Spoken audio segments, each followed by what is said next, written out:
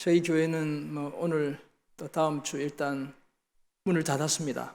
인터넷으로 예배드리고 저는 지금 안식월 중입니다. 사실 제주도에 한 달 전에 내려가 있다가 제가 18일 날 이제 복귀해야 되는데 어제 제주도에서 왔습니다. 청정 지역에서 제가 온 거예요.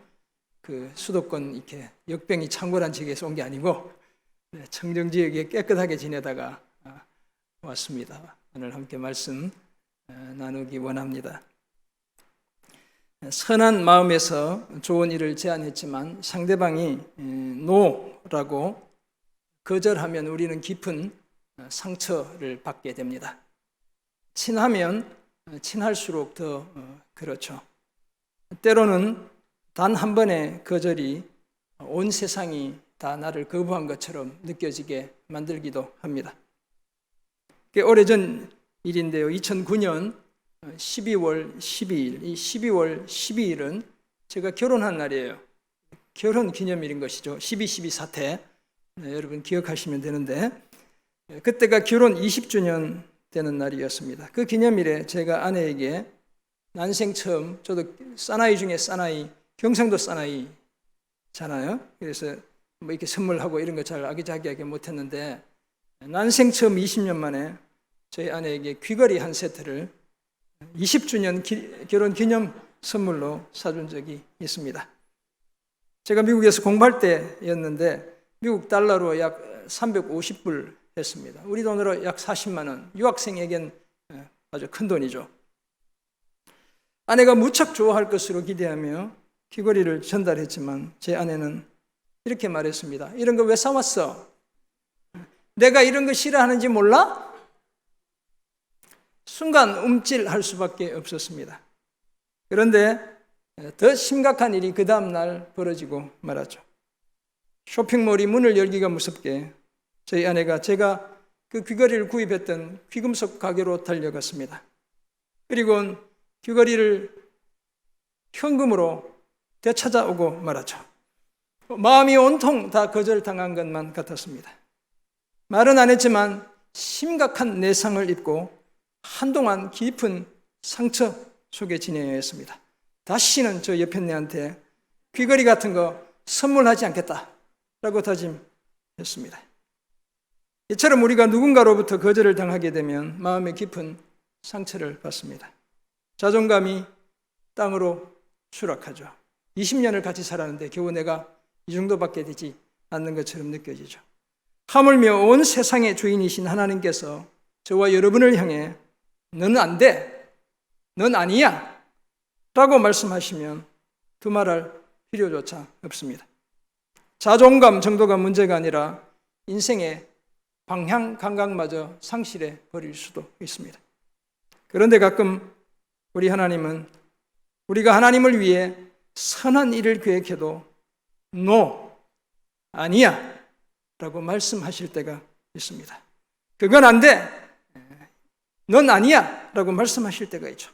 내가 가장 믿고 의지했던 그 하나님, 언제나 나를 받아주시는 그 하나님으로부터의 거절이기 때문에 그 충격은 이루 말로 다 표현할 수 없습니다.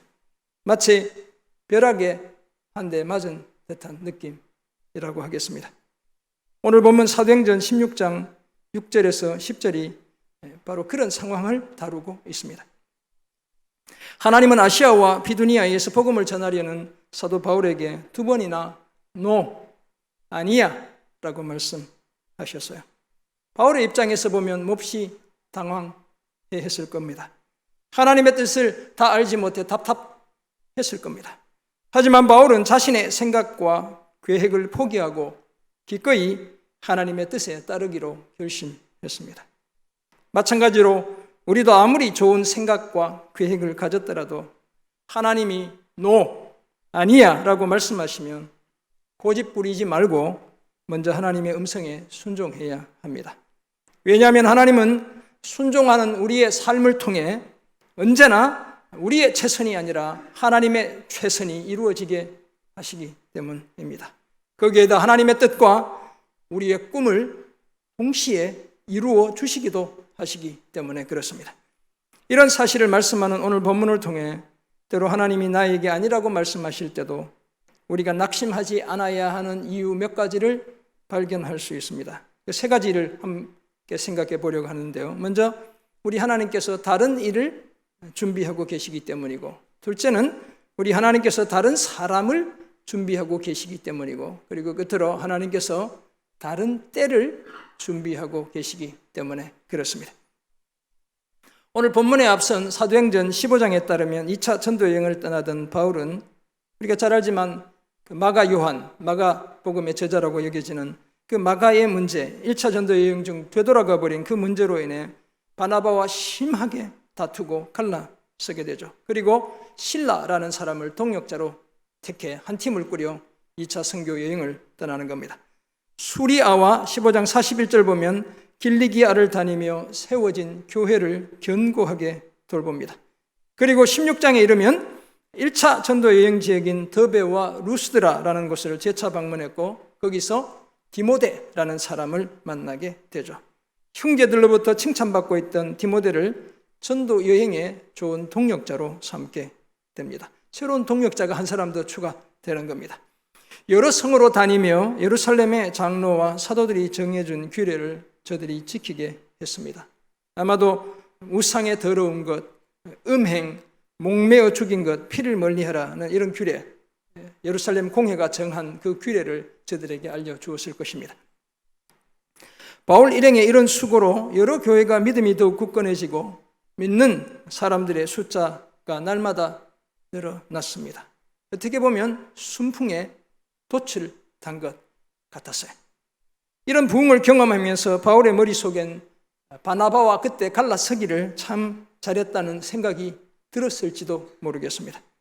그래서 이젠 자신이 원하는 또 다른 지역을 방문해서 더 많이 복음을 전하길 원했죠. 그곳이 터키의 서남쪽 지역에 해당하는 소아시아였습니다. 그런데 오늘 본문에 따르면 그때 이후부터가 문제였죠. 바울은 2번씩이나 자신의 계획이 하나님에 의해 거부되는 것을 경험해야만 했습니다. 아마도 그때 바울은 적지 않게 의아해 했을 터이고 당황하기도 했을 겁니다. 무슨 나쁜 짓 하는 것도 아니고 좋은 일 하려고 하는데 하나님이 거절하셨죠. 지금까지 다 좋았는데 이게 도대체 무슨 일이지라는 생각도 들었을 겁니다. 선교 여행의 리더로서의 체면도 아마 많이 구겨졌을 거예요. 우리가 선교 여행 다녀보면 이리 가자 했는데 이게 아닌가 봐. 이런 일들이 2번이나 지금 벌어지는 거죠. 모르긴 해도 2번이나 연거푸 하나님으로부터 거절당했기에 자존감이 한없이 낮아지기도 했을 겁니다. 하지만 바울은 너무 낙심하거나 좌절하지 않았습니다. 오히려 하나님의 뜻에 온전히 순종했습니다. 왜냐하면 자신이나 자신의 계획보다 하나님과 하나님의 계획을 더 신뢰했기 때문이었습니다. 하나님의 노, 하나님의 아니야가 자신의 삶에 더 큰 예스가 된다는 사실을 알았기 때문이었죠. 그러므로 복음의 열정을 따라 선한 일을 힘쓰는 우리에게 때로 하나님께서 노라고 말씀하셔도 너무 실망하거나 좌절하거나 낙심하지 않아야 합니다. 하나님이 아니라고 하셨다고 해서 세상이 다 끝장난 것처럼 살진 않아야 합니다. 그 몇 가지 이유를 좀 더 구체적으로 생각하고 함께 은혜 나누기 원합니다. 하나님이 아니라고 하셔도 실망하지 않아야 하는 그 첫 번째 이유로 하나님께서 다른 일을 준비하고 계시기 때문입니다. 오늘 보면 6절에 따르면 성령께서 전도 여행에서 큰 열매를 거두던 바울에게 아시아 지역에서는 말씀, 곧 복음을 전하지 못하게 하시죠. 여기 보면 성령이 아시아에서 말씀을 전하지 못하게 하시거늘 이렇게 말씀하고 있습니다. 그래서 하는 수 없이 계획을 변경해 더 북쪽인 부르기아, 갈라디아 등을 지나 지금의 터키 서북적인 무시아에 도착하죠. 6절, 7절 보면 이렇게 되어 있죠. 그들이 부르기아와 갈라디아 땅으로 다녀가 무시아 앞에 이르게 되는 겁니다. 저 그림이 그런 전도 여행의 행로를 우리에게 보여주고 있습니다. 무시아에 머물던 바울 일행은 이번에는 소아시아 지역의 동북쪽이자 흑해를 접하고 있던, 흑해가 보이죠, 비두니아라는 지역으로 가서 어떻게든 그곳에서 복음을 전하려고 했습니다. 그러나 이번에도 예수의 영이 그들의 복음 사역을 허락치 않습니다. 그래서 어쩔 수 없이 무시아를 통과해 에게해를 접하고 있던 큰 도시였던 드로아로 내려가게 되었습니다. 복음의 증인으로 부름을 받아 새로운 지역에서 목숨 걸고 복음을 전하려 했지만 연거푸 거절을 당했죠. 바울의 심정이 말이 아니었을 것입니다. 하나님의 뜻이 어디에 있는지 의구심이 들기도 했을 겁니다. 그런 바울은 드로아에 갔어야 비로소 하나님의 뜻을 알게 됩니다. 하나님께서 바울이 생각지도 못했던 다른 일을 준비하고 계셨기 때문이죠. 하나님은 바울이 미처 알지 못했던 계획을 환상을 통해 보여주셨습니다. 9절이 그 사실을 말씀하고 있죠. 밤에 환상이 바울에게 보이니 이렇게 말씀하고 있어요. 마게도냐 사람 하나가 서서 바울에게 청하여 마게도냐로 건너와서 자신을 도우라고 요청합니다. 그 환상을 통해 비로소 바울은 소아시아가 아니라 유럽으로 건너가서 복음을 전하는 것, 그것이 하나님의 뜻이라는 사실을 인정하게 됩니다. 우리 성경 보면 인정함 이르라 이렇게 되어 있잖아요. 또 다른 의미는 그렇게 결론을 내리게 되었다 이런 의미가 있어요. 비로소 그곳에서 아시아가 아니라 유럽에서 복음 전하는 것이 하나님의 뜻이라는 사실로 결론 내렸다 이렇게 이해할 수 있어요. 더구나 그렇게 떠밀려 찾아간 드로아에서 누굴 만나게 되는가 하면 우리 성경이 명시적으로 이야기하고 있지 않지만 사도행전 16장 10절부터는 주어가 우리, 위라는 주어로 바뀌어요. 누굴 만나냐 하면 사도행전의 저자 누가를 이 드로아에서부터 만나기 시작하는 거예요. 하나님의 지시에 따라 갔더니 디모데를 만나고 그 이후에 누굴 만났죠? 누가를 만나게 되는 겁니다. 신약 성경을 이야기식으로 번역한 The Voice of New Testament 라는 영어 성경은 사도행전 16장 7절에서 예수의 영이 허락하시지 않았다는 내용을 바울의 새로운 시도에 대한 하나님의 또 다른 거절로 이해했습니다. 그래서 영어 성경을 보면 again, 우리 일반 영어 성경은 그렇게 번역하고 있지 않고 again, 다시라는 말을 넣어 예수의 영이 다시 허락하지 않으셨다 이렇게 기록하고 있어요. 복음을 향한 바울의 계획과 헌신이 두 번이나 연거푸 거절당했음을 그렇게 전달하고 있죠. 이런 사태에 놓인 바울의 심정이 얼마나 참담하고 당황스러웠을지 짐작이 가는 부분입니다. 아마도 두 번씩이나 거절을 당하는 그 순간에는 도무지 하나님의 뜻이 무엇인지 가늠조차 하기 힘들었을 겁니다. 그러나 하나님은 바울 자신보다 바울이 해야 할 일을 더 잘 아시는 분이시죠. 바울이 생각지도 못했던 또 다른 계획을 이미 다 세워두셨습니다. 유럽에서의 복음 사역을 하나님이 이미 준비해 두셨습니다. 그러므로 때로 하나님이 아니라고 말씀하셔도 너무 실망하거나 좌절하지 않아야 합니다. 왜냐하면 하나님은 우리가 미처 생각지도 못했던 다른 일을 이미 다 계획해 두고 계시기 때문에 그렇습니다. 사랑하는 성도 여러분, 오늘 혹시 각자의 삶의 터전에서 또는 교회 공동체 안에서 하나님으로부터 거절당했다는 느낌 때문에 너무 힘들진 않습니까? 그런 때에도 우리는 하나님을 향한 믿음과 소망의 끈을 놓지 않아야 합니다. 하나님은 지금도 나의 우선순위보다 더 중요한 하나님의 우선순위를 따라 여전히 역사하고 계시는 분입니다. 그런 분이신 줄 믿으시죠? 내 뜻과 계획이 지금 거절당했을 뿐이지 하나님의 꿈과 계획이 포기된 것은 결코 아닙니다. 더구나 단지 내 의도나 내 계획이 거절당했을 뿐이지 내가 거절당한 것은 아닌 것이죠.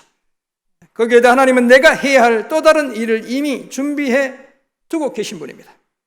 그렇다면 하나님의 거절은 하나님의 뜻이 성취되는 과정인 것입니다.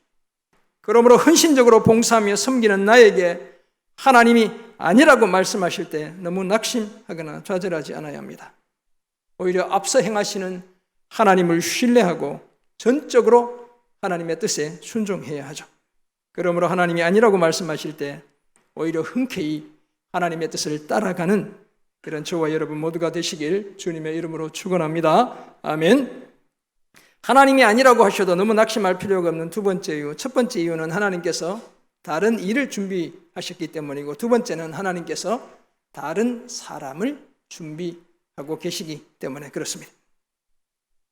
바울은 소아시아와 비두니아에서 복음을 전하려고 했던 자신의 계획이 2번이나 거절당할 때 도무지 그 영문을 알지 못했습니다. 드로아에서 배를 타고 유럽으로 건너가면서도 도대체 하나님께서 무슨 뜻으로 자신의 계획을 막았는지 궁금했을 겁니다. 아마 그랬을 것 같아요. 배를 한참 탔을 텐데 제가 수원에서 차를 몰고 목포로 가서 제주도로 가는 배를 타고 들어갔어요. 한 달 전에 7월 20일.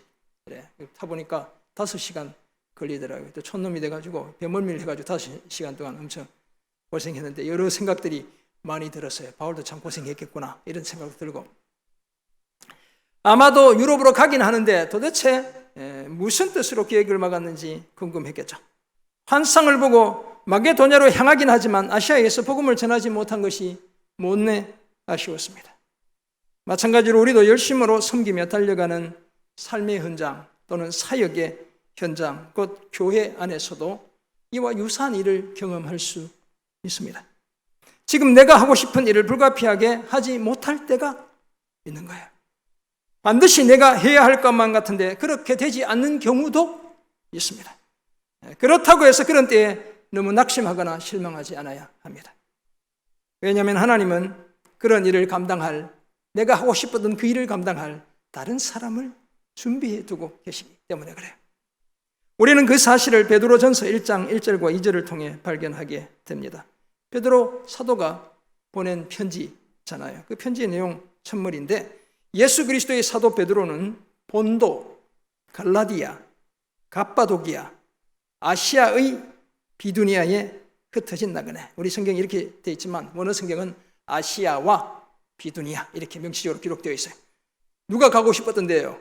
사도 바울이 가고 싶었던 그 지역에 지금 누가 사역을 담당하고 있어요? 누가 거기에 편지를 쓰고 있어요? 베드로가 지금 하고 있는 거예요.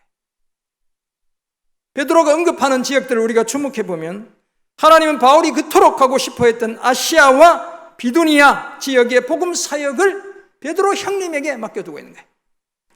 복음을 위해 내가 꼭 가야 할 것만 같았던 그곳, 내가 반드시 돌봐야 할 것만 같았던 그곳을 하나님은 지금 바울이 아니라 베드로를 통해 그 일을 맡기고 계시죠. 바울의 생각엔 자기가 꼭 가야 할 것 같았지만 2번이나 가고 싶어 했지만 하나님의 생각은 달랐습니다. 하나님은 지금은 바울 대신 베드로를 통해 일하기를 원하셨죠.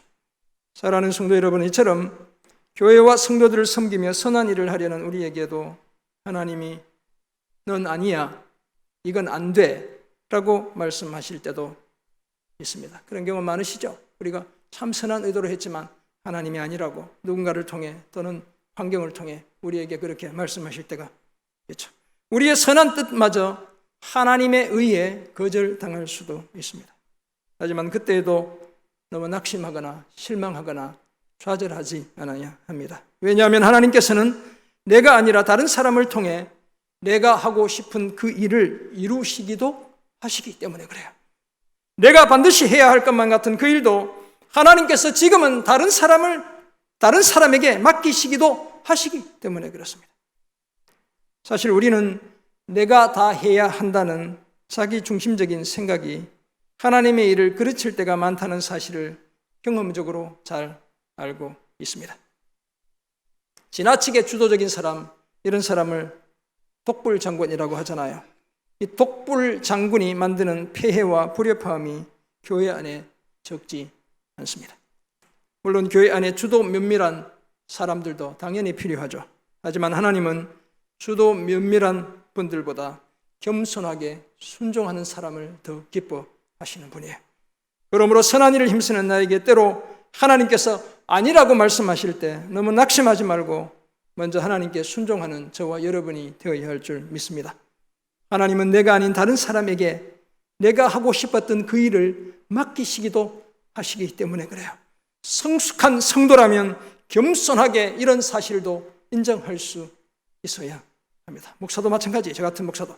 그러므로 하나님이 아니라고 말씀하실 때 그 말씀에도 늘 순종하는, 그래서 내 뜻이 아니라 하나님의 뜻이 이루어지게 하는 그런 저와 여러분 모두가 되시길 주님의 이름으로 축원합니다. 아멘.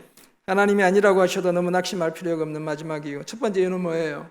하나님이 다른 일을 준비하고 계시기 때문이고, 둘째는 다른 사람을 준비하고 계시기 때문이고, 셋째는 하나님께서 다른 때, 내가 하고 싶었던 그 일을 하게 하시는 다른 때를 준비하고 계시기 때문이에요. 우리는 이 사실을 사도 바울이 2차 전도 여행을 마무리하고 3차 전도 여행을 시작하는 사도행전 18장에서 발견하게 됩니다.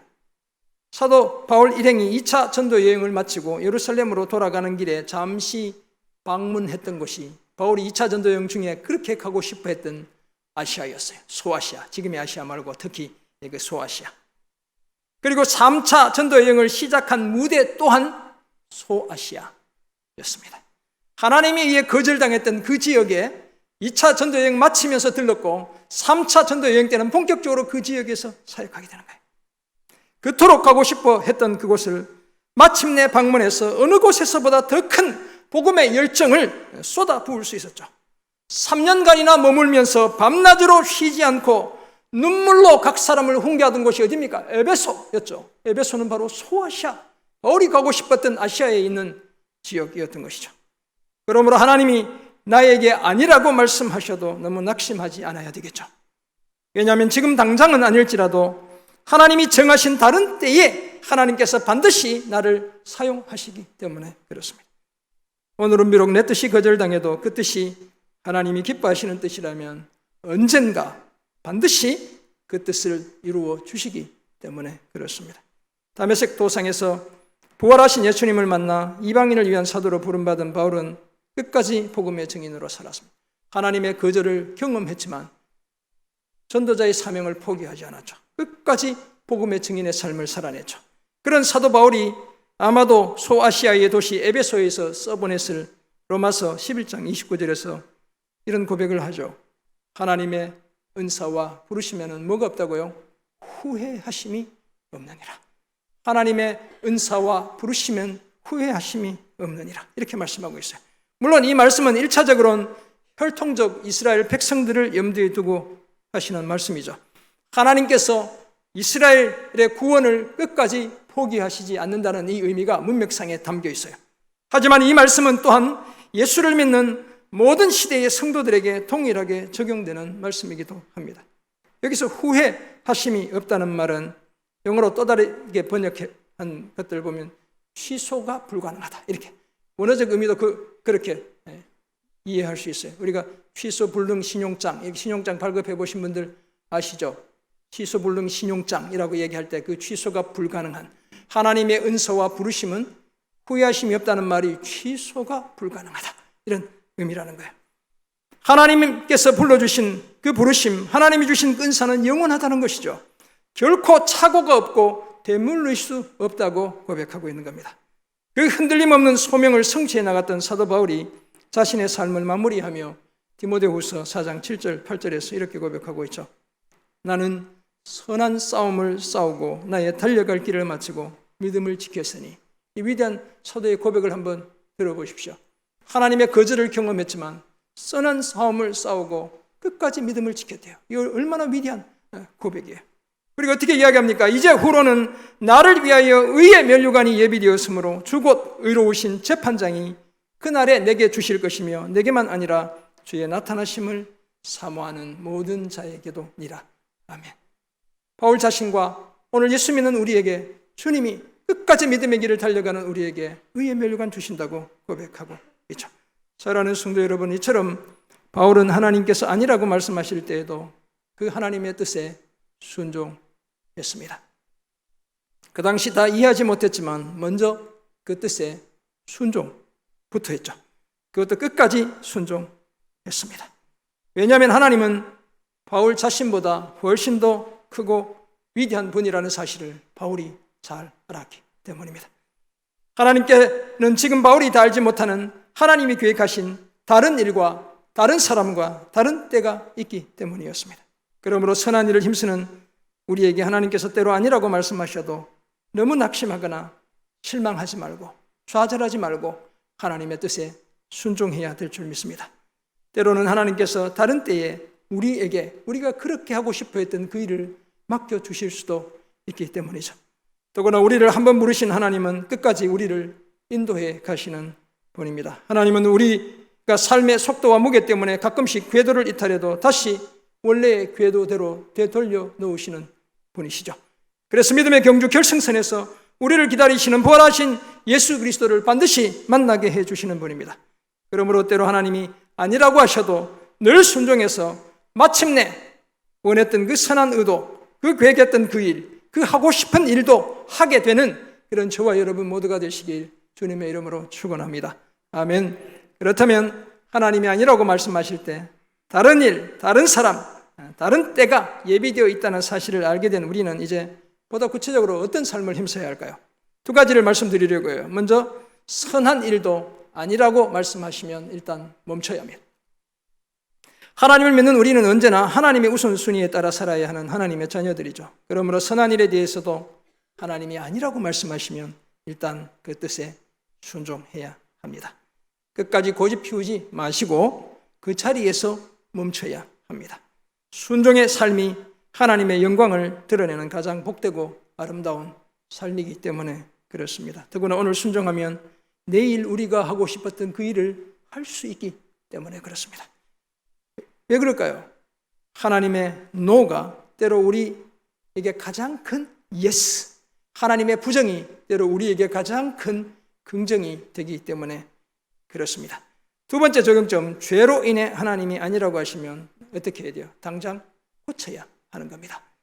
죄는 어서 벗어버려야 하죠. 미움과 원망의 마음은 한시라도 빨리 내던져버려야 합니다. 게으름과 핑계와 변명과 불성실 깔끔하게 정리해야 되죠. 이런 못된 것들을 오랫동안 음미하며 붙잡아둘 이유가 전혀 없습니다. 우리가 정말 그리스도의 제자라면 이제는 죄악되고 연약한 우리의 삶에서 완전히 돌아서야 합니다.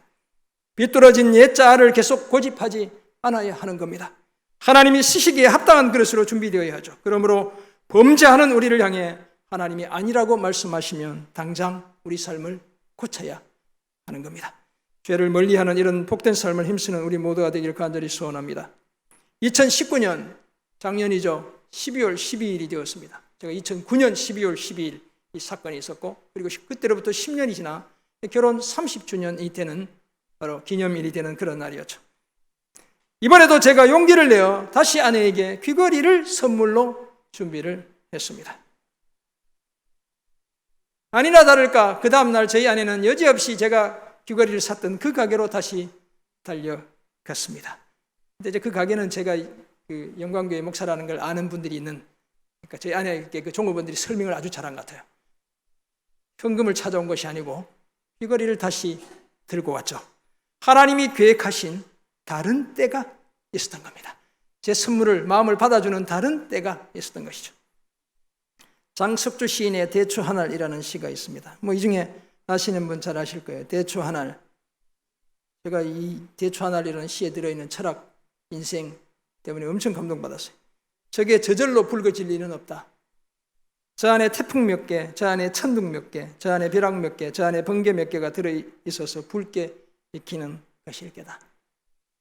저게 혼자서 둥그러질 리는 없다. 저 안에 무서리 내리는 몇 밤, 저 안에 땡볕 두어 달, 저 안에 초승달 몇 날이 들어서서 둥글게 만드는 것일 게다. 대추야, 너는 세상과 통하였구나. 이 대추에 이 심한 철학이, 인생이 들어있는 거예요. 시인의 표현처럼 대추 하나리 붉게 물들기 위해서도 갖은 고난을 겪어야 합니다. 태풍, 천둥, 벼락, 번개를 피할 수 없습니다. 둥그러지는 것도 마찬가지죠. 무서리 내리는 몇 밤, 땡볕 두어 달, 초승달 몇 날이 들어서야 예쁘고 탐스럽은 둥근 모습을 갖춥니다. 그렇게 되기까지 인고의 세월을 피할 수가 없는 거예요. 복음의 열정에 붙들린 우리의 신앙 여정도 마찬가지입니다. 그리스도의 장성한 분량에 이르기까지 우리의 신앙 인격이 성숙하기 위해서는 온갖 우여곡절을 겪어야 합니다. 교회 안에서도 때로 태풍, 천둥, 벼락, 번개를 피할 수가 없죠. 영적으로 무서리 내리는 외로운 몇 날, 견디기 힘든 땡볕 두어 달, 처량하기 그지없는 초승달 몇 날이 들어서야 하기도 하죠. 때로는 사람들의 거절은 물론 하나님의 거절도 경험해야 하기도 합니다. 그제서야 영적으로 서서히 연걸어 가는 겁니다. 그것도 붉고 탐스럽게 연걸어 가는 겁니다. 사랑하는 성도 여러분, 열정을 쏟아부으며 앞뒤 좌우 돌아보지 않고 믿음의 길을 달려가는 우리도 때로는 사람들로부터 거절당하고 나 자신으로부터도 거절당하고 하나님으로부터도 거절당할 수 있습니다. 그래서 우리의 자존감이 하늘을 날다가 추락한 이카로스처럼 날개를 잃은 채 바닥 모르는 심연 속으로 추락하기도 합니다. 그렇더라도 우리는 너무 낙심하거나 좌절하거나 실망하지 않습니다. 왜냐하면 하나님께서는 이미 우리가 해야 할 다른 일을 준비해 두고 계시기 때문입니다. 때로 내가 하고 싶었던 그 일을 다른 사람을 통해 성취하시기 때문입니다. 뿐만 아니라 하나님은 내가 하고 싶은 그 일을 지금이 아니라 다른 때에 하시게 하시기 때문에 그렇습니다. 그러므로 선한 일을 하다가도 하나님이 아니라고 하시면 당장 멈춰야 합니다. 죄에 대해서 아니라고 하시면 당장 고쳐야 합니다.